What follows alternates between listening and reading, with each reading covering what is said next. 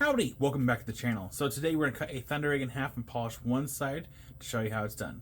Let's get into it. First things first, we need a thunderegg. So let's go ahead and pick from our little pile here. That might be a good one. So let's start with this one. And to cut this bad boy, we're going to use the 10-inch high-tech diamond trim saw. And go from there. I'm using water for this saw tonight because it's really cold outside and I don't want to use the oil saws. So we're using the water-based saw tonight. Alright, so when using a diamond saw, these are relatively safe. For example, I'm going to show you here. Got it turned on.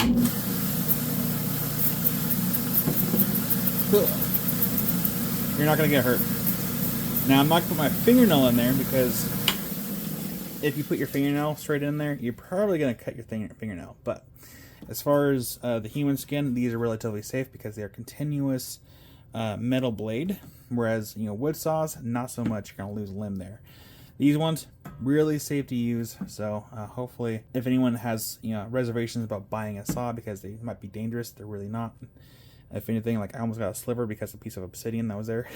But no, these are really safe saws. When you're making your cuts, you want to be as go as straight as you can. Don't try to bend the blade at all, because then you're gonna kind of you might have a chance of warping the blade and like making really wonky cuts. You want to be as straight as possible when making these cuts, and then when you get towards the end of the cut, kind of like slow down a little bit to avoid kind of blowout, because what can happen if you go too fast, you can actually cause the back end kind of like a little bit. So I mean it can be bound to happen anyways, but yeah, just kind of slow up on the cut when you get towards the end. For thundereggs, depending on where the ridge lines are, so these are the ridge lines.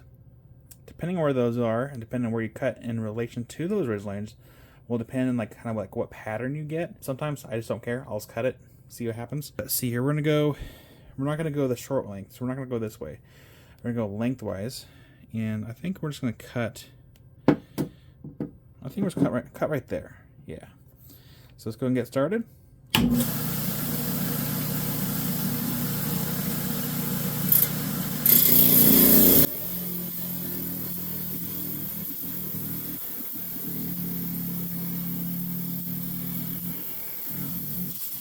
So let's go ahead and take a peek here. Ooh, nice, nice. Looks like we have some tubes in there. Perfect. All right, let's go ahead and get this ready for sanding. Okay, I want to go over something really quick. So with these saws, when you're cutting something super quick, it'll actually cause something to happen to the stone. That's going to require more processes before you actually go to sand the stone. You see these little white marks right there all over the stone? That's what happens when you cut a stone really quick, and I have a good example over here. So in this tray I have some purple chalcedony from Indonesia, and they cut these super quick and they sanded it and polished it, and they ended up with those white marks all over the stone on both sides. So that's kind of what happens when you cut something super quick and you're trying to mass produce stuff and not taking the extra time. So what we're going to do, I have two options. I can either use the flat lap or I can use the wheel over there. And this flat lap is 100, I think it's 180 grit, or is it 80 grit? I can't remember anymore. So yeah, I can either use that one or I can use the wheel. I think for simplicity, I might actually just use the wheel because it already has some water in there. So I'm gonna go ahead and use the wheel, and I'm gonna grind this down to get rid of all those extra white marks. And then I think to help speed up the process a little bit, I will then take it to a 100 grit expando wheel sandpaper, see how it looks, and then I'll take it to the calving machine and we'll start at the 280 grit and then work our way down the line. So let's go ahead and get to work. Okay, for diamond wheels, diamond bits, doesn't matter what kind of diamond items you're working on. It could be wheels, flat laps, drill bits, whatever it is. Always, always, always use water. Because if you don't, you're going to ruin your equipment and your wheels. And you don't want that, because these diamond wheels are really expensive. Also, if you don't use water, these rocks can overheat, and then you're going to ruin the rock. Also, the water keeps down dust, which is going to protect your lungs, so that's also incredibly important. when I'm working with stones, I keep in mind the direction of the saw. So you can see our saw direction is going this way, which means I am gonna grind going in the opposite direction. And then when I start grinding in that direction, I'm gonna stay in that direction. I'm not gonna do this and then go sideways and do that. Then you're gonna cause a crisscross patterning on the surface, and when you get to the polish, it's gonna show. So find your direction of the saw marks. So they're gonna be going this way, and then start standing in the opposite direction. I don't know the science behind it. That's how I was taught, so that's how I'm teaching everyone else. So let's go ahead and get this turned on. And the trick is to keep it in a fluid motion, using every bit of this wheel when trying not to couch on the edge. Because if you couch on the edge like this, you're going to cause a big old gouge in there, and you don't want that, because then you're going to have to sit here a lot longer and really start grinding that out. On the flat laps, it is a lot easier, but it's the same thing. When you're working on a flat lap, you have to work in one direction and one direction only. Otherwise, you're going to have like all sorts of swirlies all over the place. So let's find our direction. Okay, go ahead and get this turned on. We have the water on, grinder on.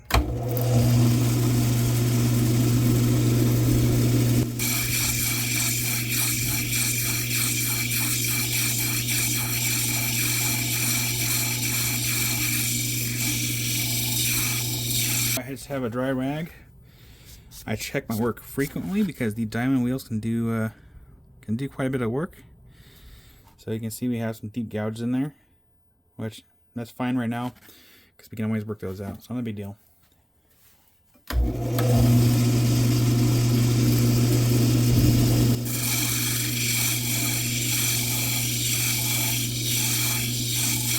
For this next part, I'm going to use a 100 grit expando wheel. This one is wet or dry. However, I do not recommend doing this unless you have the appropriate means to do this, i.e. a proper mask, which is going to be this one over here. Do not use a paper mask because that will not protect you. Because if you can smell the rock dust, or actually if you can smell smoke through that mask, it's not going to do its job. You have a proper mask when you're doing this. I also have a fan blowing with the garage door open. That way the dust is going out and out of the shop. So let's go ahead and do this one really quick. I'm going to start it off wet, and then I'm going to actually turn off the water, and then I'm going to run it dry for a little bit, kind of show you what happens, because this will kick off a lot of dust. With this process, you can also risk overheating the stone and ruining it, but I've done this plenty of times, so we'll be fine. And plus, it's a flat surface. Flat surfaces work much better dry than round surfaces, or like domed surfaces. So let's go ahead and get started on this process here.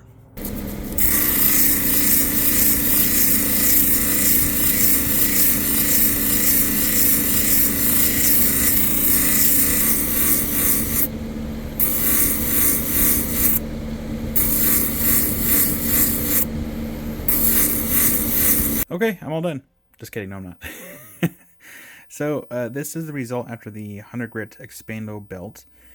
And so we do have some scratches, but that's okay. The whole point of using that belt was to get rid of the deep scratches from the diamond wheel. So next, I think we're actually going to go ahead and start on the 140 grit Nova wheel. So these are made by Diamond Pacific, not sponsored. I've just been using their wheels for a pretty long time, and I've been really happy with them. And then it goes from 140 to 280. That one right there.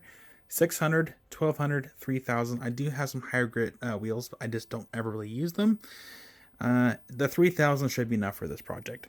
So we're going to keep in mind the same direction that we've been working. So we're going to go in this direction right here and just work down the line.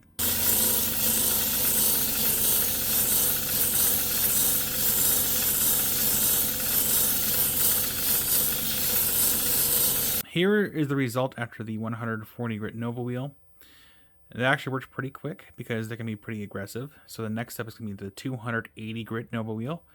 And I'll just take out the scratches from the previous stage. And essentially, like, every stage is more finer and finer, like, scratches on the stone until you can't see the scratches anymore, basically. But yeah, let's go ahead and go to the 280 grit. One thing I forgot to mention is that these wheels always require water, because these wheels are actually more expensive than the other wheels, believe it or not. They used to be about $120, but at the time of making this video, the prices have shot up quite a bit. So you want to protect your wheels the best you can, and you can do that by using water all the time. You can do that by utilizing the entire surface of the sanding wheel. So again, just using the entire surface. Don't just fixate on one spot, because then you're going to have like one spot that's not going to be as even as the others. So I just want to make sure everyone is aware of that.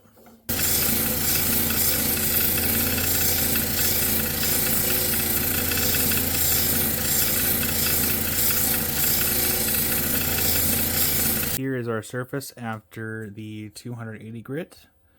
And you can still see some scratches, but again, as part of the process, gotta trust the process.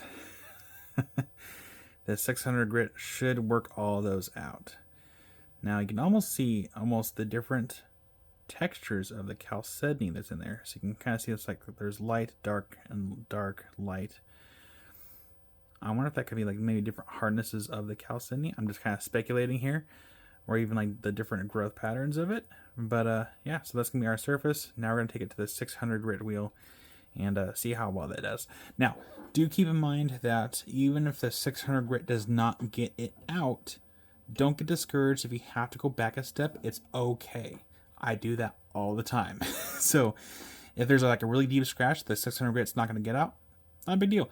I just go back to the 280 grit, find that scratch, get it out really quick, and then it's go jump back forward to the 600 grit, blend it out really quick, and then go on to the next step. So if you're ever having troubles with like a deep scratch, don't get discouraged. Just backtrack a little bit. It's okay. It's a rock. It can withstand going back and forth a few times with the sanding stages.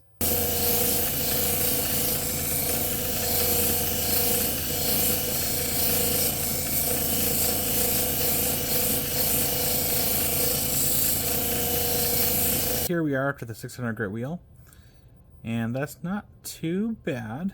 We still have a couple more stages left. Go ahead and go to 1200 and see what we get.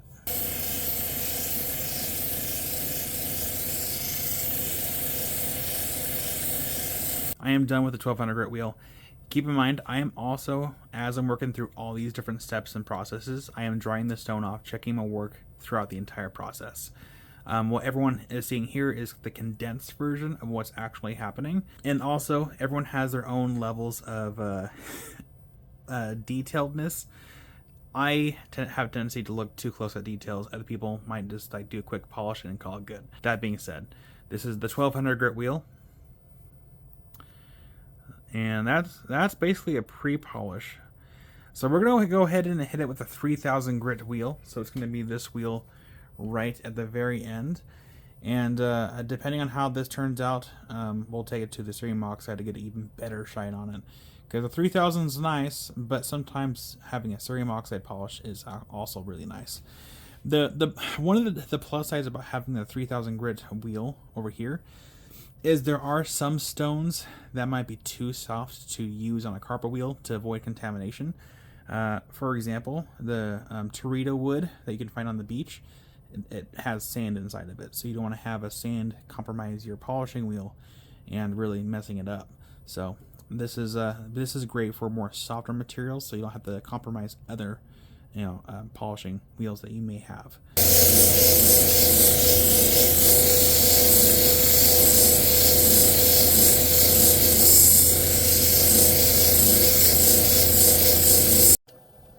Okay, I just finished the 3000 grit, and if I'm being absolutely honest, we do not have to use the cerium oxide carpet polishing pad, because it turned out wonderful. I mean, look at that. Look at that shine, and we're not even close to the camera yet. Let's go ahead and we're going to take this over to the bench, and we're going to take an up-close look at this finish. Here we have our thundereggs. We polished only one side, which is this one right here. Set this aside, and then we have our before shot. Look at that. And then we have our after. Again, I was so happy with the 3000 grit wheel, we didn't have to take it any further. That's a huge night and day difference. But look at that. Look at the detail on that. That is beautiful. The depth too. But wait, we're not done. Let's turn off the lights and check it out with the UV light. We're going to do long wave and short wave. So let's turn off the lights. We're going to go ahead and start with the long wave. Wow. Okay, that's cool. It fluoresces green. That's so cool. Let's look at the other side really quick. Wow. That's so cool. That's so cool. You have to let me know what you think in the comment section. Wow. Okay, let's look at shortwave. Here comes shortwave. Dang, like the green is almost like much more vivid in person. Wow, that is so cool. I'm jealous. That's so cool. Even the rhyolite fluoresces like a red color. Wow, let's go to the side. That's just too neat. That is so cool. Wow.